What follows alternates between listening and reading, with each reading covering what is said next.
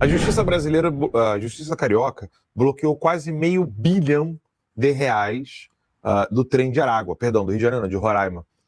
Quase R$500 bilhão do trem de Aragua, financiando o Comando Vermelho. Tá, pessoal? Então, o trem de Aragua, que já é um grupo terrorista classificado assim pelos Estados Unidos, não é classificado como grupo terrorista no Brasil por causa do Lula, estava financiando outro grupo que também é considerado terrorista pelos Estados Unidos da América, mas protegidos pelo Lula, e a gente está falando aí de 429 milhões, quase R$500 bilhão. A operação ocorreu simultaneamente em 6 estados: Roraima, Amazonas, Rio de Janeiro, São Paulo, Minas Gerais e Paraná, e já resultou na prisão de 13 pessoas, além da apreensão de vários veículos de luxo, drogas, armas de fogo, dinheiro em espécie. Tudo isso acontecendo ao mesmo tempo. E a investigação já tinha começado em 2024, mas só agora que o delegado Hugo Cardias, que é o titular da Draco, conseguiu então chegar no objetivo principal, que é atingir a capacidade financeira da facção. Ele disse: esse bloqueio representa um duro golpe contra a facção criminosa, especialmente contra o seu braço financeiro. Ele que é delegado da Polícia Civil. Pedri, recentemente, o Lula fez questão de falar o que ele pensa dos delegados no Brasil. E aí agora a gente está vendo os delegados tomando coragem e indo direto no braço financeiro do crime organizado, que é exatamente onde eles sentem bastante. Inclusive, no lançamento do Flávio Bolsonaro, que nós iremos botar um trecho, inclusive, aqui para vocês e comentar bastante no programa, inclusive a próxima pauta, essa do Flávio Bolsonaro, ele falou, ele e o Derrite falaram o seguinte: olha, esse chavão que o pessoal fala, vocês não estão combatendo crime organizado, vocês estão pegando aquele garotinho ali da esquina que está com um fuzil, aquele menor de idade, que não sei o quê, vocês não querem mexer nos poderosos que estão lá em cima. Essa narrativa, ela se desmonta por completo quando a gente vê operações como essa e tantas outras. Ou seja, o próprio Derrite falou: a gente estava atacando o coração do mercado financeiro, onde os narcotraficantes estavam atuando. E a gente está vendo agora trem de Aragua no Brasil. Eu não me lembro, eu posso estar equivocado, posso consultar aqui, mas eu não me lembro, Pedri, de ter visto outras ações contra o trem de Aragua dessa magnitude, quase R$500 bilhão. E a gente está observando agora, por isso eu gosto muito de trazer esse contexto, onde a gente tem o Jacques Wagner, perseguição a Eduardo Bolsonaro, o Trump falando abertamente que o Eduardo Bolsonaro está sendo perseguido por aquilo que fala no Texas, a ação que existe do Trump Media Group contra Alexandre de Moraes aqui, e o prazo dele acabou hoje, inclusive, e a gente está vendo tudo isso dentro de um contexto onde trem de Aragua agora está sofrendo ações da polícia lá em Roraima, Rio de Janeiro, São Paulo, e, salvo engano, deixa eu só ver aqui os estados novamente, eu estava lendo aqui a lista dos estados que foram, estava na lista das operações, deixa eu só ler de novo aqui, porque eu acho que vale a pena. Roraima, Amazonas, Rio de Janeiro, São Paulo, Minas e Paraná. E aí, lembrando, o Moro lá no Paraná, e estava no evento junto com o Flávio Bolsonaro. Nesse contexto todo, o narcotráfico não está tendo dias tranquilos, né, Pedro? Não recentemente. Exatamente. E é o fator Eduardo, né? Ou seja, vejam como a gente tem que louvar o trabalho do Eduardo. Vejam como a gente tem que condenar quando a gente vê um movimento do sistema, porque o que tu está dizendo, Alan, o que tu está mostrando mais uma vez, eu acho que é sempre importante mostrar o todo, né? Mostrar o sistema, um sistema que tem um braço político, que tem um braço econômico junto aos narcos. Vejam que é sempre bom lembrar ao brasileiro que o Fernandinho Beiramar foi preso dentro das Farc, numa selva das Farc na Colômbia. Então, assim, essa relação ela é antiga, essa relação não é nova.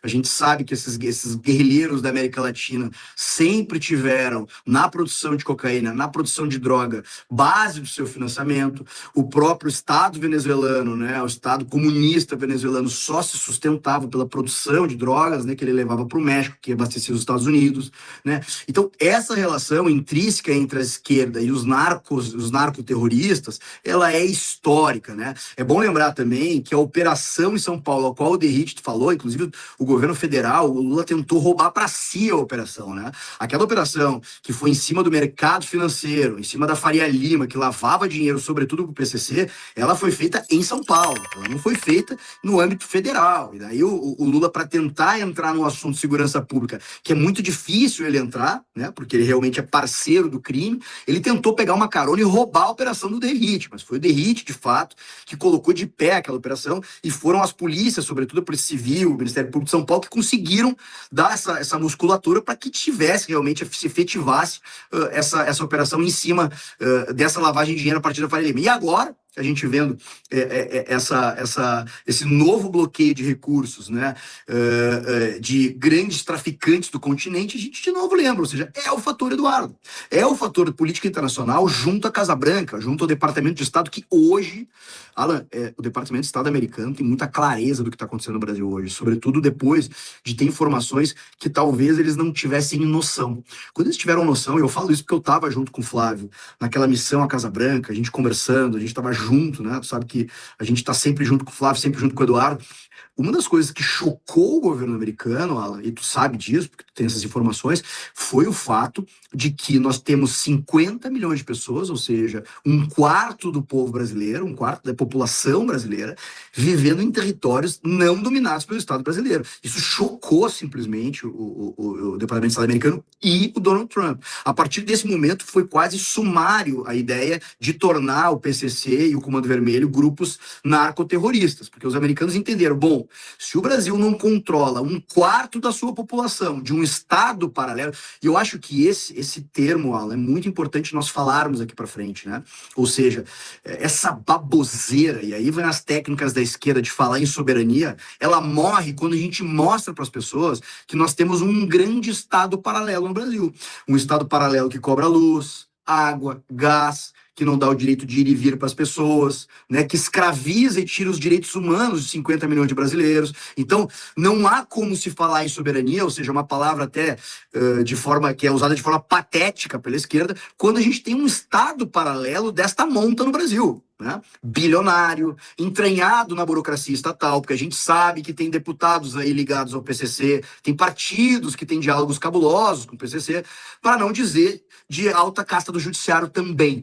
Vejam que, no final das contas, o fator Eduardo, eu quero finalizar isso porque eu acho que, como não se fala muito, o fator Eduardo está fazendo com que o Brasil, pela primeira vez, talvez em décadas, Alan, eu acho que aí vai ser coroado com a eleição do Flávio, combata frontalmente esse sistema. Né? Combata frontalmente essas castas corruptas e que estão linkadas ao narcoterrorismo.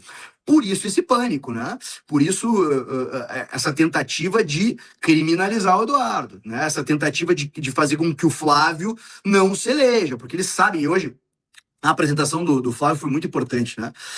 Eu viajei com eles, inclusive com o Flávio, com o Eduardo e com o Bilinski para El Salvador, tá? Não sei se a gente já conversou sobre isso. A gente foi recebido pelo Gustavo Vidiatur, que é o grande mentor, né, de todo o processo de limpeza de El Salvador, o ministro da Justiça. E lá nos deu uma palestra praticamente de uma hora, assim, de uma hora sobre tudo aquilo que ele fez, né, no sentido de obter o resultado que ele obteve na legislação, na construção do Secote. E hoje o Flávio fez uma revelação importante. Ele quer construir no Brasil algo como 5 Secotes, Alan. Tá? Isso deve ter colocado em pânico, né? Sobretudo o PCC, que domina o crime brasileiro a partir dos presídios. Né? Então vejam como este combate frontal ao crime organizado está sendo colocado para a população brasileira pela primeira vez, talvez em 30 anos, né? De fato. Né? E isso causa, né, arrepios nesse sistema que depende justamente desse sistema bilionário e criminoso. Né? Então, no final das contas, a gente está assistindo o fator Eduardo, junto com a candidatura do Flávio, mover as correntes aí do sistema brasileiro para que ele tente se manter de pé. A cleptocracia, junto com os narcoterroristas, e essa bagunça toda que faz o brasileiro ter uma péssima qualidade de vida nesse país. Você mencionou a questão de El Salvador. Se você quiser até falar um pouco disso, acho que vale muito a pena, porque esse bloqueio de quase meio bi do trem de Aragua mostra que o Brasil realmente está sendo visto pelo mundo inteiro como o maior hub de apoio ao narcotráfico da América Latina. Posição antes ocupada por Colômbia e Venezuela. Isso é um dado assustador, que se você em casa já tem ciência disso, fala isso para os seus amigos. Fala isso para aquele teu, aquele teu colega de direita que quase não acompanha a política. Vira para ele e fala assim, cara, você não percebeu ainda que nós estamos ocupando o lugar da Colômbia e da Venezuela no apoio logístico financeiro ao crime organizado terrorista em toda a América Latina? Em toda a América Latina. O Flávio Bolsonaro, nesse evento, o Brasil Sem Medo, ele fez questão de pontuar coisas que dói quando você fala do seu próprio país. Nós estamos abastecendo 50% da cocaína da Europa. 50% da cocaína da Europa sai do Brasil. E o Flávio falou, nós não temos uma folha de coca plantada no Brasil. De onde esses narcotraficantes terroristas estão pegando toda essa cocaína? Como é que se anda tão tranquilamente assim no Brasil?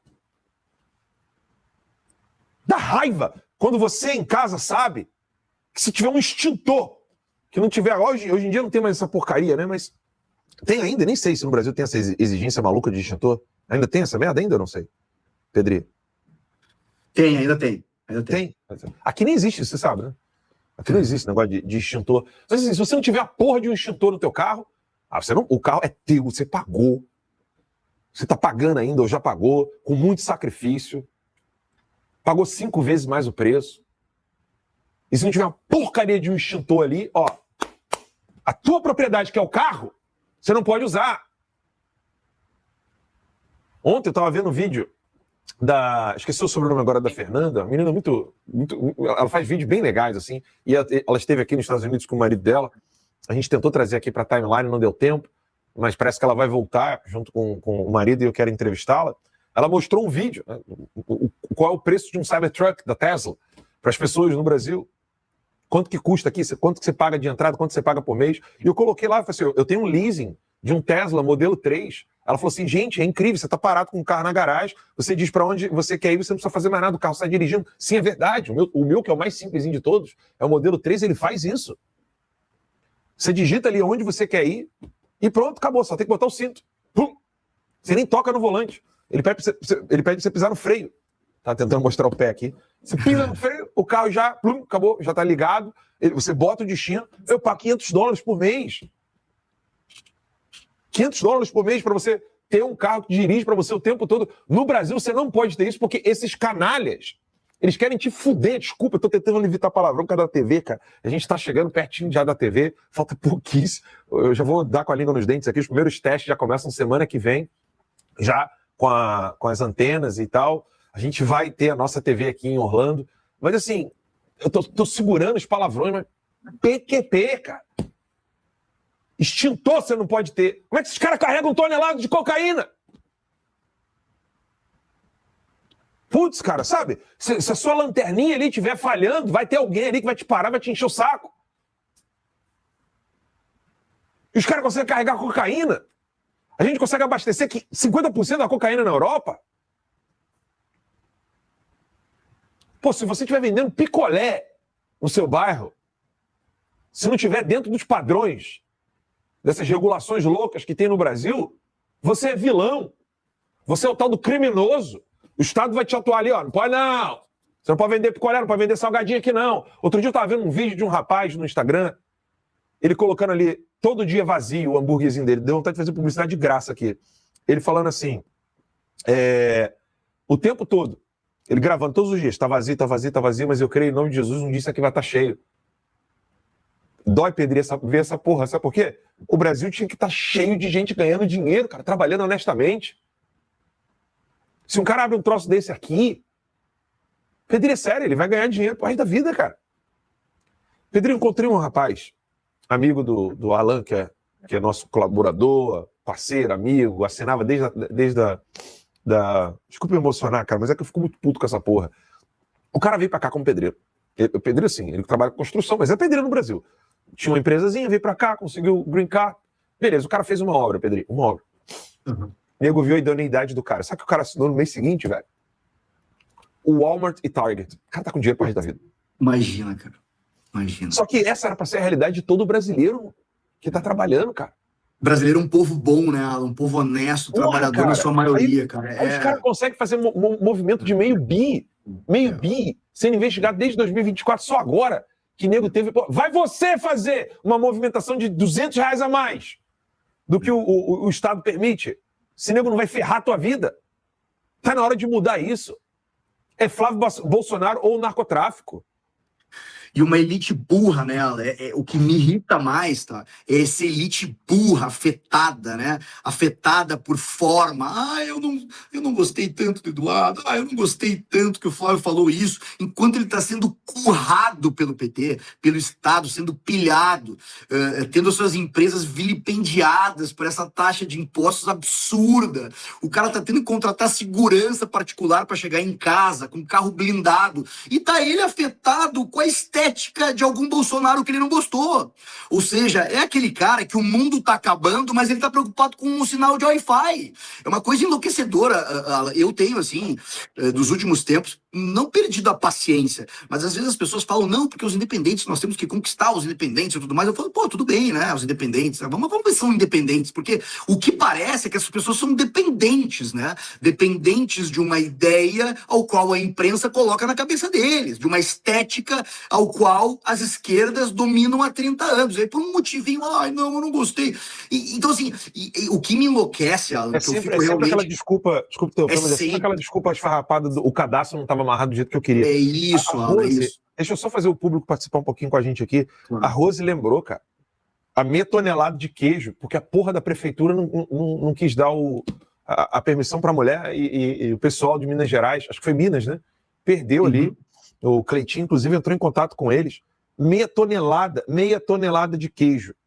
Eles perderam jogado na lata do lixo. A gente tem um vídeo aqui, Pedro, para mostrar, que a gente vai fazer todos os dias, a gente está mostrando esse vídeo. Esse vídeo é do Flávio. E como a Timeline é uma empresa americana, a gente caga pro TSE, caga para qualquer coisa, a gente pode mostrar o que a gente quiser, a hora que quiser, do jeito que nós quisermos. E eu quero esse vídeo aqui que você leve para o seu vizinho, para o seu amigo, para explicar uma coisa para ele. É Brasil com o Flávio Bolsonaro contra o narcotráfico. Não é Flávio contra Lula. Eu estou muito triste hoje com a notícia de que os Estados Unidos diz que os nossos criminosos aqui são terroristas. É Lula contra todo o Brasil. 72% concordam em enquadrar essas organizações como organizações terroristas. E não para por aí. Enquanto Lula foi contrário a operações contra faccionados no Rio. A decisão do juiz era uma ordem de prisão. Não tinha uma ordem de matança. As pessoas podem considerar um sucesso, mas do ponto de vista da ação do Estado, eu acho que ela foi desastrosa. O povo aprovou. Que 8 em cada 10 moradores de favelas no Rio aprovam as ações da polícia da última terça. A maioria da população do RJ aprova a ação. Ao condenar o anúncio das facções como terroristas, ele mostra mais uma vez que não está do lado do povo. A filhinha acaba de ver o pai baleado. São esses que ele protege. Tem tantos que são, vítimas dos nossos criminosos aqui. Eu estou muito triste hoje. A soberania do Lula é defender bandido. Anotem aí. Marginais de CV e de PCC. Ouçam. Metam o pé no Brasil até dezembro desse ano, porque senão a partir do ano que vem vai todo mundo ser preso ou vai ser neutralizado pelas nossas polícias. Marginal, vai ter mais gays aqui no Brasil. Diante de tudo isso eu te pergunto, qual tipo de jornalismo você quer? Um jornalismo transparente, aberto, que fala com você com todas as letras, sem ser engomadinho e que diz a verdade na cara dura? Ou você quer um jornalismo isento, que fala bonitinho, enquanto todo mundo tá colocando dinheiro no bolso? E você? Como você está? É por isso que nós estamos aqui todos os dias para lutar contra essa imprensa maldita. Não deixe de curtir, Às vezes a pessoa está ali assistindo, está gostando do conteúdo e acaba esquecendo de curtir. Curta, compartilha, divulga. Vê ali se você já curtiu, confere direitinho se você já curtiu a live de hoje. Pedri, eu te interrompi, mas por favor, continue o seu raciocínio, porque eu trouxe aquele caso da meia tonelada de queijo, aquela, cara, que dali, já ia falar aquela P, né? Que me irrita, cara. O que a gente viu na pandemia, né, fechando lojas ambulantes aí, exatamente, que precisavam vender o almoço para pagar o jantar, né? Então, assim, a gente vê o Estado adentrando a vida das pessoas, entrando na sala de estar das pessoas, e a gente tendo somente um grupo político combatendo isso no Brasil, que são os bolsonaros, é o bolsonarismo, é a direita brasileira que se formou de forma muito sólida a partir de 2018. Por isso, assim, eu sigo essa linha, tá? Eu sei que tu é duro também, tu tem a minha linha dura, porque não adianta a gente ficar adulando também quem, na verdade, precisa tomar um choque de realidade. As pessoas, sobretudo, volto a dizer, essas elites, a gente sabe que a gente tem muito parente, a gente tem gente que, né, amigos, né, que estão ali, não, esteticamente. Gente, é hora de acordar essas pessoas.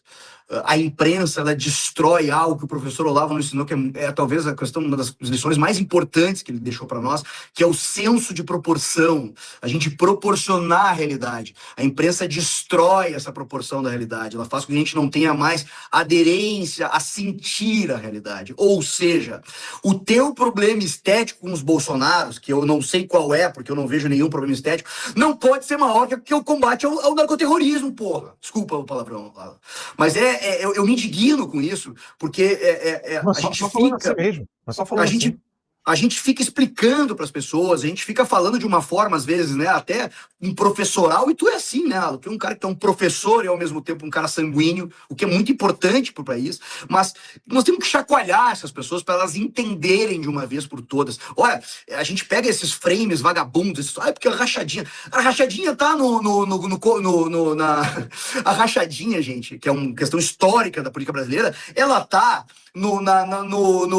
na carta do PT. O petista que entra no erário público tem que doar parte do seu salário. Então, assim, vejam como eles conseguem transformar, e aí a gente vê esquerdista, não, porque a Caixa diz assim, acordem, gente, acordem, vocês estão sendo manipulados por uma imprensa que não deixa vocês verem a realidade, que trata vocês como ratos de laboratório, um experimento social. O Brasil é um experimento social, e que a gente só conseguiu sair disso por causa das redes, por causa do Alan, por causa do Bolsonaro, por causa do Olavo. Nós não podemos perder isso, gente. Isso foi a nossa saída. E eu acho que essa massa desperta, e graças a Deus, gente, eu acho que isso nós temos que dizer, existe sim uma massa desperta, mas nós precisamos avançar mais. Nós precisamos avançar nessas pessoas que ainda são confusas pelos motivos mais fúteis possíveis, mas que precisam acordar. Essas pessoas precisam acordar para a guerra, precisam acordar para o latrocínio que está sendo feito na frente da sua casa, precisam acordar para o narcoterrorismo, né, que subjuga 50 milhões de brasileiros, né, para a economia brasileira que está a pino. Nunca se fechou tanta empresa nesse país. Vejam, Alan, o PT, assim como foi feito na Venezuela, colocou o Márcio Pockmann no IBGE. Vocês têm ideia? As pessoas não têm ideia. O Márcio Pockmann no IBGE é o cara que vai mudar as fórmulas ao qual o IBGE historicamente calcula os índices econômicos do Brasil para ele dizer que que o Brasil está indo bem. Mas ele está modificando essas fórmulas, assim como foi feito na Venezuela. Ou seja, a realidade não é o que a imprensa te fala. Acorda, não é o que está na capa da Folha, do Estadão. Né? Então, é isso que a gente precisa seguir. Eu acho que essa guerrilha pela verdade, ao qual tu encampa muito bem, tem que estar dentro de todo brasileiro. Não aquele desânimo, o áudio, mas isso e aquilo. Acorda, porque nós continuamos aí a avançar.